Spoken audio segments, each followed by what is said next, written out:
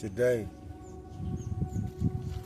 we will be dealing with a topic that I think is very necessary at this point in present time. The identification of what we would call the devil, the Lucifer, the Shaitan. In the Quran, they would call it Iblis.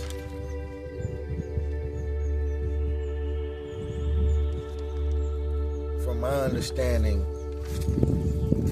of identifying, I like to look at something spiritually, mentally, and historically, so I can truly substantiate and gain my evidence when I identify what we would call devils.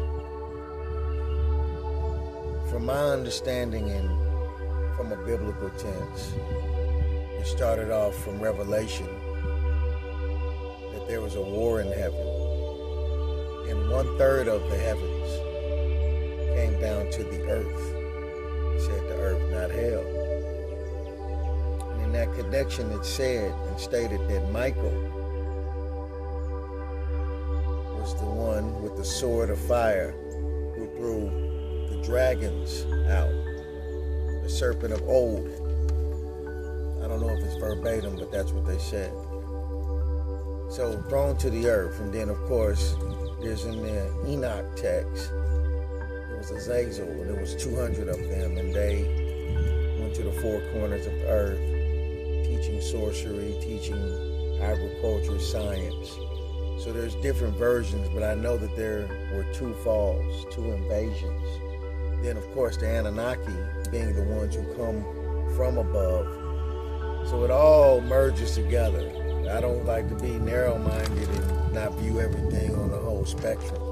But what I do know that in this fall, in particular with Iblis, it states that he was told of Adam or mankind, and he was told to submit, and all of the angels did except Iblis.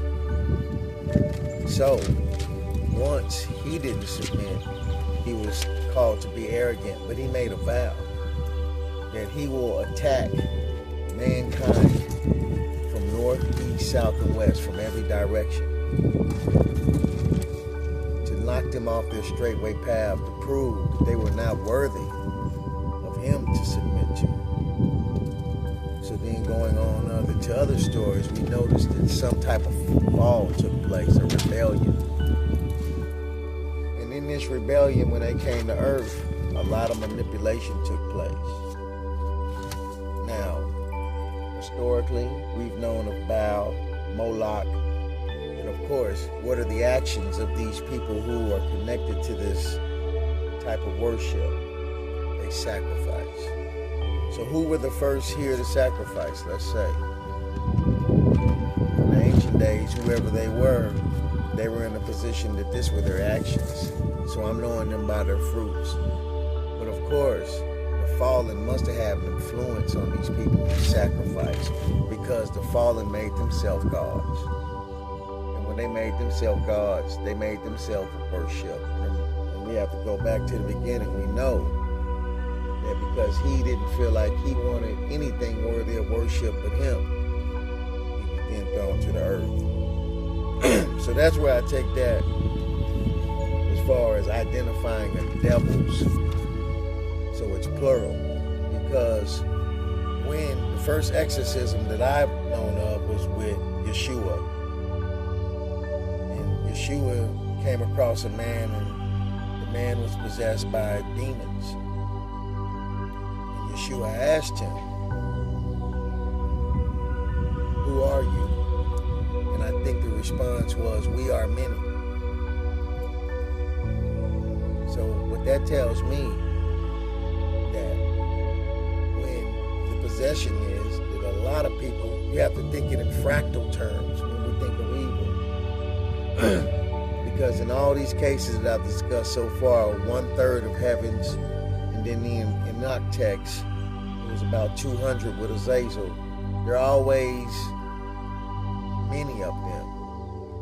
When Yeshua was responding to Christ, as I can also say, he was told that we are many, we are legion, as translated.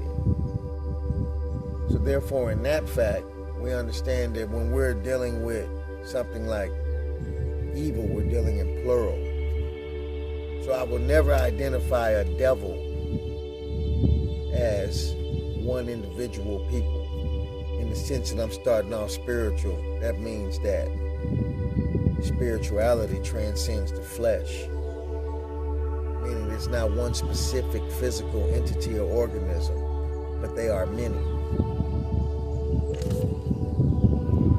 And every vessel that exists can be infiltrated, can be inhabited.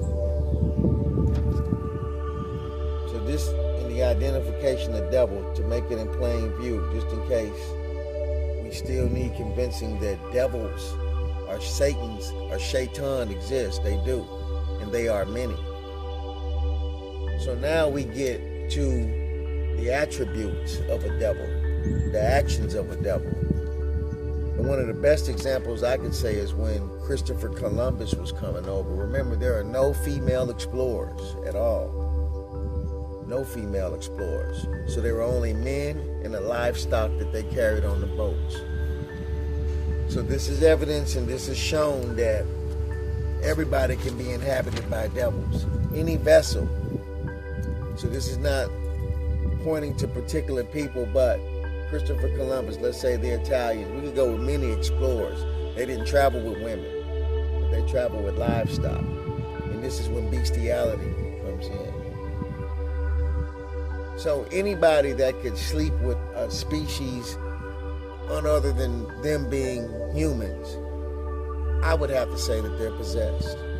So when they came over on Plymouth Rock or whatever boat Christopher Columbus was on to travel over here to the indigenous people of Americas, let's don't even go to Africa, let's go to the Americas. They brought pestilence. They brought pestilence because, of course, we know scientifically that most STDs, the source of them come from a zoological aspect of transference from human to beast. So this is the nature of that beast that was inhabited, that vessel, by many legions. And they came and they brought it over to the indigenous world. So this is one way that it can transfer, man. Yeah. So I believe that bestiality is the source.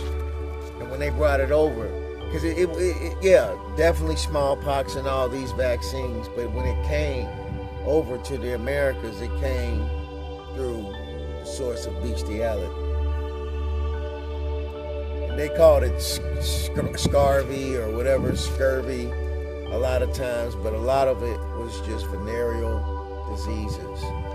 And all of those indigenous people who were not privy to all of that sickness and bestiality, they were hunters and gatherers.